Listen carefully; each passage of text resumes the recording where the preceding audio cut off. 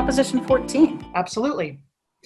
So Proposition 14 would authorize the state to sell $5.5 billion in bonds to support an existing state program that funds stem cell research. The state program in question was established by voters back in 2004 under Proposition 71, and that measure authorized $3 billion in bonds to fund the program, and those funds have largely been spent. So this measure would enable the program to continue its activities.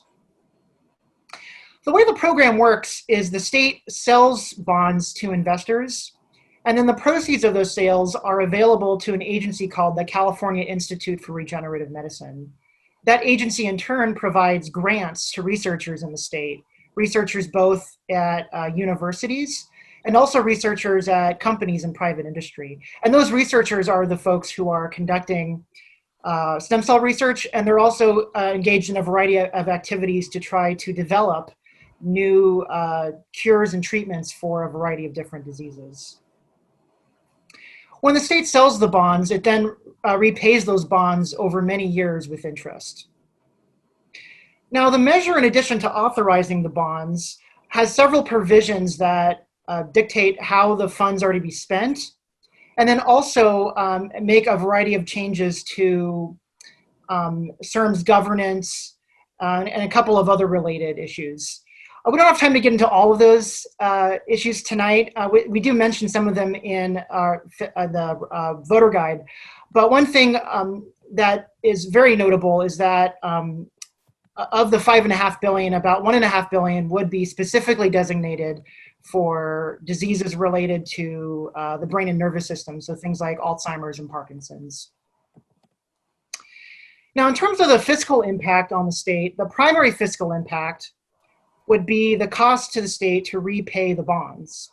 And we estimate that cost would average around $260 million each year for about 30 years.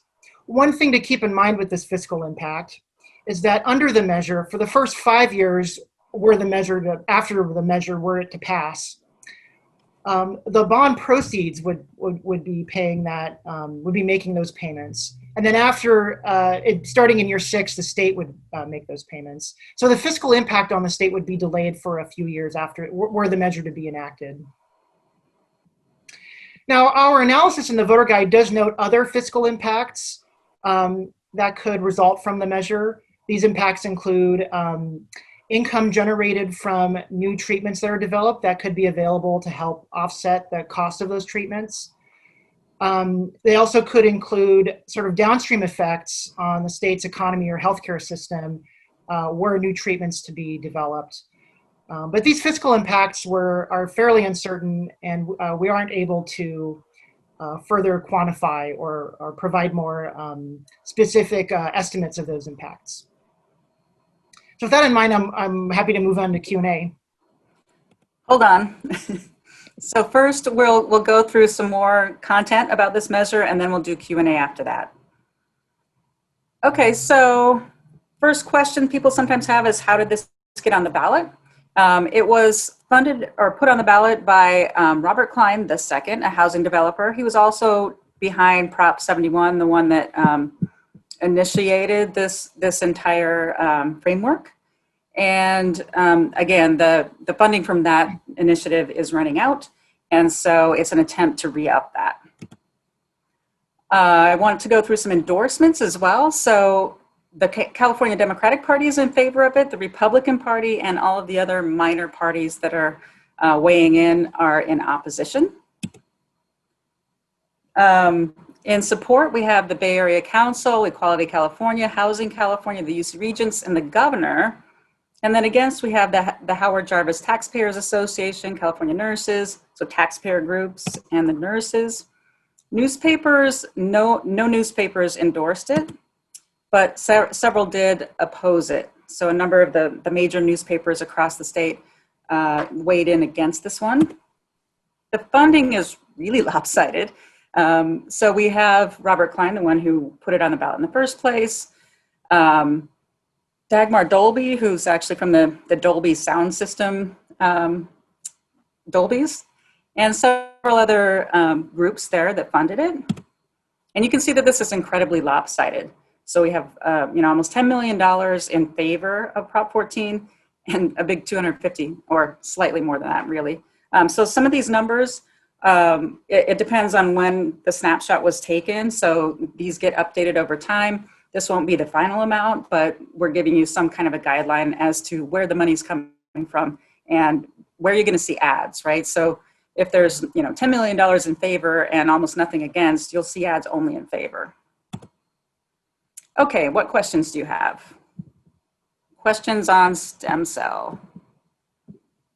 Okay, so one of the questions that I was wondering is, it looks like the money that Prop 71 said that would be generated back to the state from the, developing new technologies and so forth would be, large, but how much has that actually generated? Do we know? Right. So just for folks at home, under Prop 71, to the extent that new treatments or inventions or cures are developed as a result of the funds, a portion of the income generated from that is required to go back to the state. And under Prop 71, that was available to the state as general income, available for general expenditures. Under Prop 14, there would be a similar requirement, but any income generated under Prop 14 would be designated specifically to help offset the costs of new treatments and cures.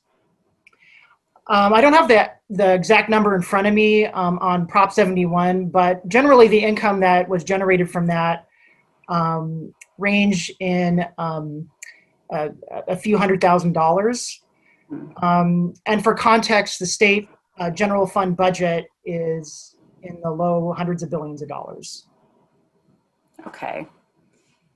There's a question about if we know if the Nurses Association, why the Nurses Association is opposed to it, and I don't know the answer to that one.